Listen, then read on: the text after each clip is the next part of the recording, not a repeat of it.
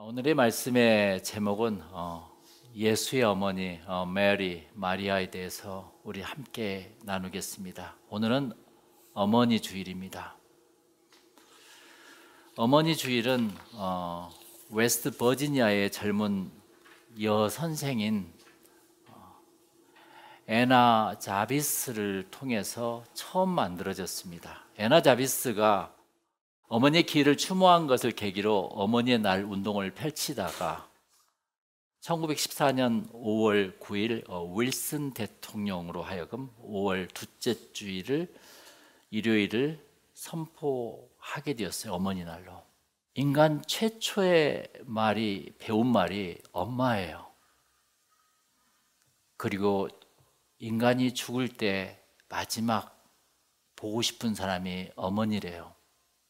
그래서 전쟁터에서 총탄과 포탄에서도 무서워하지 않던 젊은 사나이가 죽어가면서 마지막 순간에 눈물과 함께 나온 말이 어머니래요. 통계적으로 보면은 우리는 잘 익은 열무김치만 보아도 생각나신 분이 어머니입니다. 성경에서 어머니가 처음 나온 것이 창세기 3장 오늘 16절의 말씀이에요. 16절에 또 여자에게 이르시되 내가 내게 임신하는 고통을 크게 더하리니 그랬어요. 그래서 어머니가 되는 첫 출발은 고통으로 시작됩니다. 잉태의 고통은 9개월 동안이 아니라 마지막 죽는 날까지입니다. 그러나 하나님께서는 어머니에게 사랑을 주셔서 그 고통을 이기게 하셨습니다. 할렐루야. 저는 지금도 생각난 게 있어요. 연쇄 살인자에게 따뜻한 밥을 해서 매일같이 면회하던 노부모가 생각이 납니다. 오늘 동영상에서도 나는 어머니에게 어떤 자녀냐, 어떤 아들이야, 어떤 딸이야라고 묻는 사랑의 정체성도 어머니로부터 나오는 것입니다. 할렐루야. 오늘 철부지 자녀들을 키우신 우리 어머니에게, 아버지에게 존경의 박수를 다 같이 크게 쳐드리겠습니다. 네.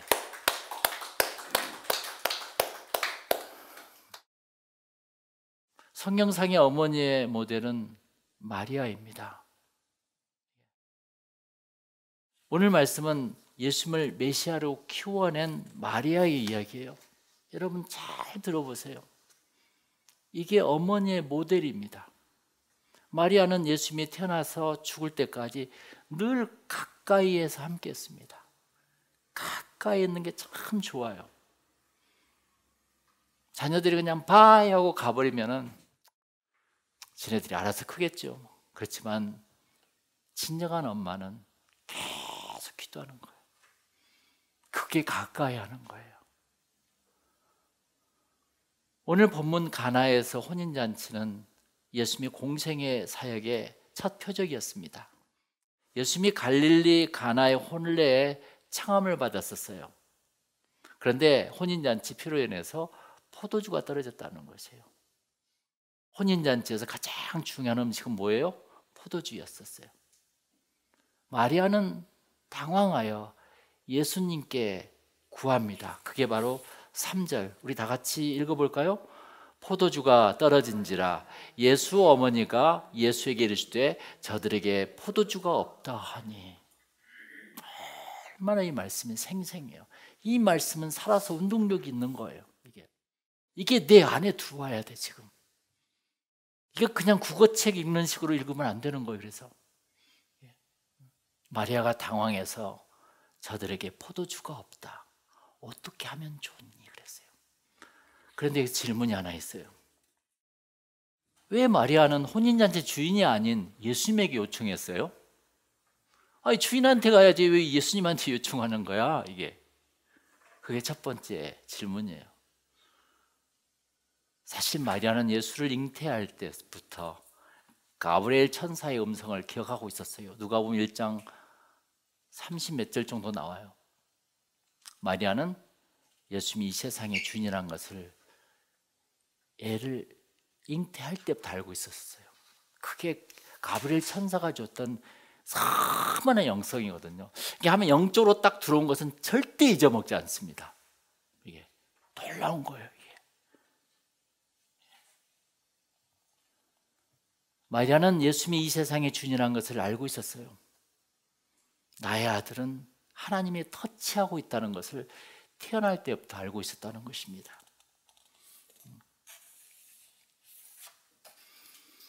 자녀들의 이 영적 정체성을 안다는 것은 어머니로서 더욱 중요한 것입니다. 그래서 마리아는 문제가 생겼을 때 항상 주님에게 달려갔었어요. 그분을 통해서 답을 구할 줄 알았습니다. 마리아는 예수님을 자신의 아들로 보는 것이 아니라 하나님의 아들로 보았다는 거예요. 그러니까 사소한 것까지 다 하나님께 답을 구했던 아주 아름다운 여인이었습니다. 그게 어머니 상이에요. 부모는 자녀를 하나님의 자녀로 보는 영적인 눈이 있어야 한다는 거죠. 바꿔야 돼요. 바꿔야 돼요. 자녀를 있잖아요. 쟤는 뭘 아무것도 모르는 애라고 보면 안 되는 거예요. 그래서 제가 주보했었죠. 엄마의 역할 첫 번째는 뭐라고요? 육신의 자녀를 영적인 하나님의 자녀로 볼 줄 안다는 거예요. 그게 엄마의 첫 번째 조건이에요. 자녀는 하나님이 잠시 부모에게 맡긴 것일 뿐입니다. 자녀에 대한 영적인 개념과 태도는 너무 중요한 거예요. 그것으로 그렇게 보고 있냐는 거예요. 그랬을 때 기도가 나오는 겁니다. 오늘 물어보잖아요. 엄마에게 나는 어떤 존재야? 이게 바로 사랑의 정체성이에요. 그걸 누구에게 물어봐요? 엄마에게 물어보는 거지. 그러면 엄마는 어떻게 대답해요? 너는 하나님이 나에게 선물로 주셨단다. 그때는 반드시 하나님이 주셨다는 것을 이야기해 줘야 돼요. 그래서 너를 위해 무엇이든지 할 수가 있어. 나는 너를 믿어. 그리고 나는 너를 위해 항상 기도한단다. 할렐루야. 영적인 존재 가치를 분명히 가르쳐 주는 것이 부모입니다. 우리는 자녀이기 때문에, 남편과 아내이기 때문에, 엄마 아빠이기 때문에 그 상대방의 사명을 우습게 볼 때가 있어요. 그런 가정은 빵점이에요. 항상 존중해주고 존경해주고 위로해주고 그 사람을 세워주고, 그런 가정이 진짜 위대한 가정이라는 것입니다. 할렐루야. 마리아가 포도주가 없다. 어떻게 하면 좋냐? 그러니까 예수님께서 뭐라고 이야기했어요? 4절 읽어볼까요? 다 같이. 예수께서 이르시되 여자여 나와 무슨 상관이 있나이까? 내 때가 아직 이르지 아니하였나이다 그랬어요. 내 때가 이르지 아니하였나이다. 그게 나와 무슨 상관이 있어요? 맞는 말이에요. 주인한테 물어보지. 그 말이 아니에요. 사실 예수님께서 하신 말씀은,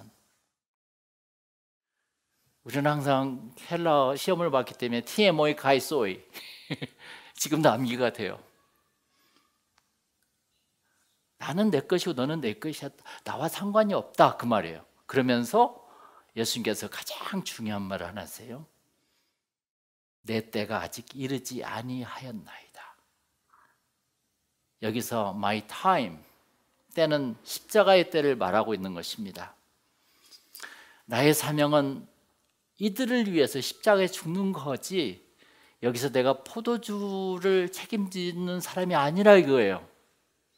나는 사람 일을 하러 온 것이 아니라 아버지 일을 하러 온 것이라는 표현이죠. 마리아가 포도주를 요청하는 그 순간 예수님은 미래에 있을 십자가의 보혈의 피를 이미 보고 계셨던 것입니다. 왜 그랬을까? 예수님에게서는 미래가 오늘 현재에 오버래핑 되고 있었다는 거죠. 그러나 예수님에게는 과거, 현재, 미래 이렇게 구분되지 않아요. 하나님이시니까. 왜 그럴까요? 그 차원으로 가면 시간은 흘러요? 흐르지 않아요? 제가 지금도 어제도 이 책을 지난주도 반 시간은 흐르지 않는다. 카를로 로벨리가 진 책인데 시간은 흐르지 않는다. 시간은 흐르지가 않아요. 우리가 이 세상의 차원을 넘어가면 있잖아요. 과거, 현재, 미래 이 자체가 없어요. 그러면 하나님은 어때요? 우리 명집사님의 미래 앞으로 10년, 20년 후를 이미 보고 계시는 거라. 무슨 말씀인지 알겠죠? 이미 과거, 현재, 미래를 한꺼번에 보고 계신 거라. 그리고 예수님의 능력 속에서는 이미 공생애가 시작됐기 때문에 예수님께서 이미 포도주를 딱 보는 순간 머릿속에는 포도주를 성천했던 그 시간들이 이미 보였던 거고, 자신이 피를 흘리면서 채찍을 맞았던 것들이 보였던 거고, 이미 십자가에 못 박혀 죽으신 것이 이미 보이신 거라. 할렐루야. 그걸 오버래핑이라고 그래요. 겹쳐서 보이는 거래요, 자체가.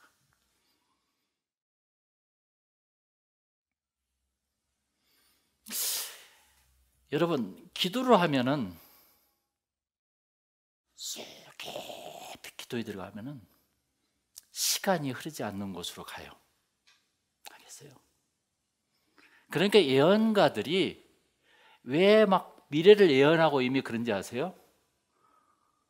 그것은 높은 차원으로 들어갔기 때문에 시간이 흐르지 않는 곳에서는 과거, 현재, 미래를 다 볼 수 있어. 그냥 이게 다.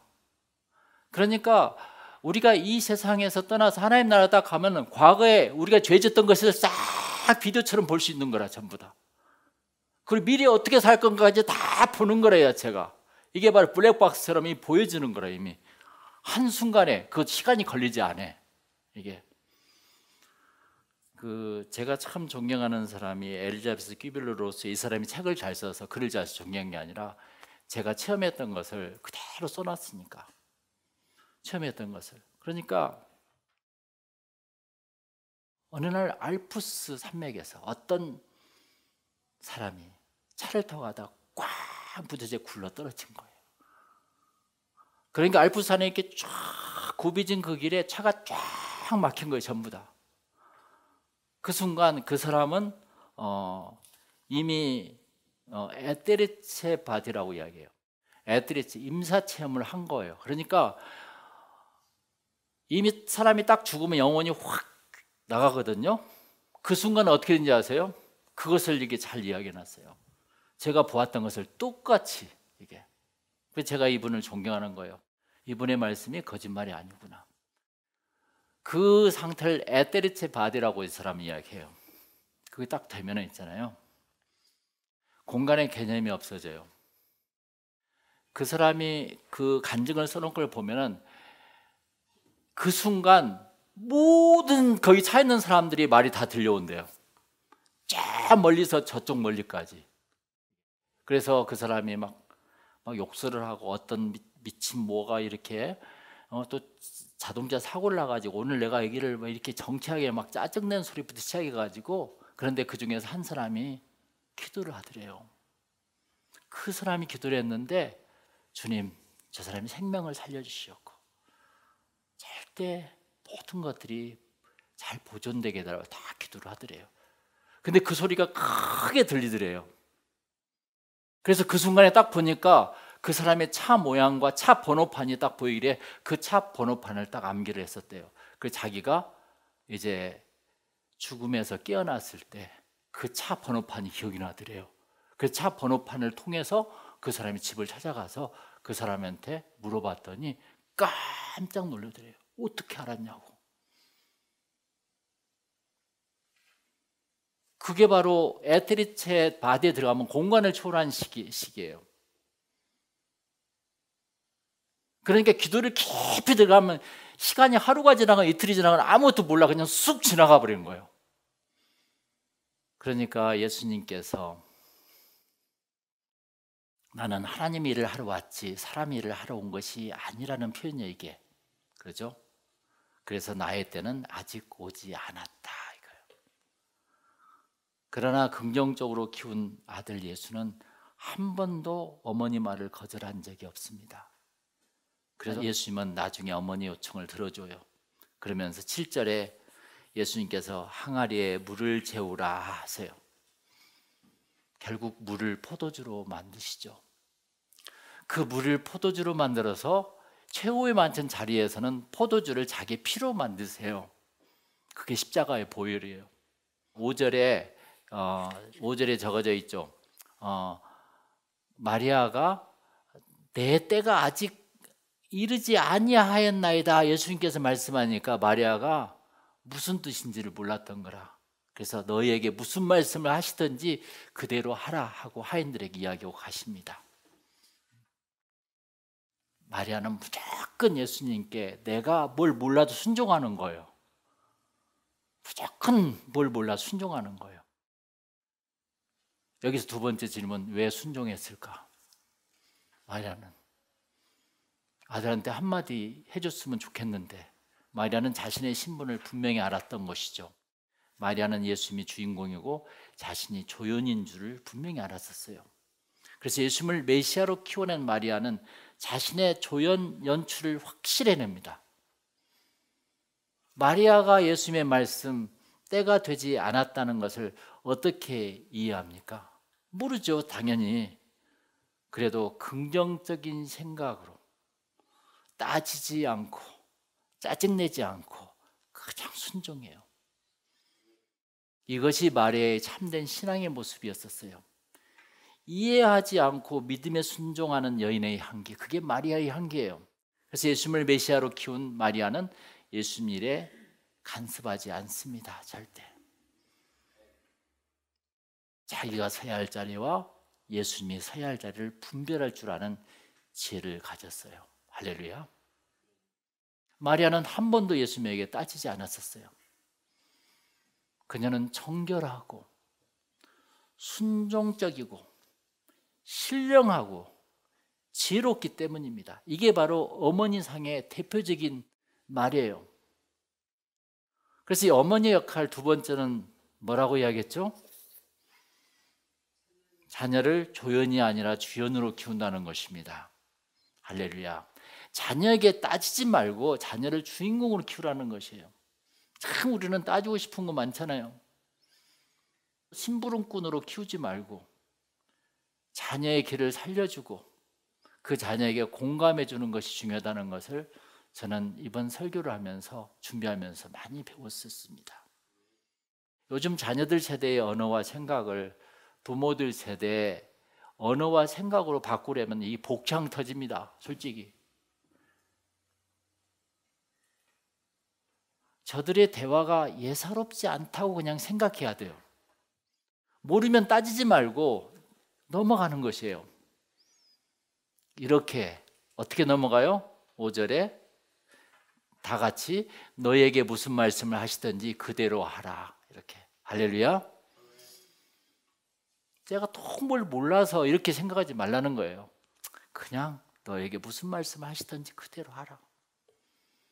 나중에 예수님이 채찍을 맞을 때 십자가에 돌아가실 때 마리아는 또한 그곳에 계셨습니다. 항상 자녀 곁을 떠나지 않았었어요. 자녀를 치마폭에 놓고 키우지 않았어요. 자녀를 자기 생각에 야단치면서 키우지 않았다는 것이에요. 쟤는 하나님의 자녀야. 그냥 주인공으로 키우셨다는 것이 마리아의 특징입니다. 할렐루야.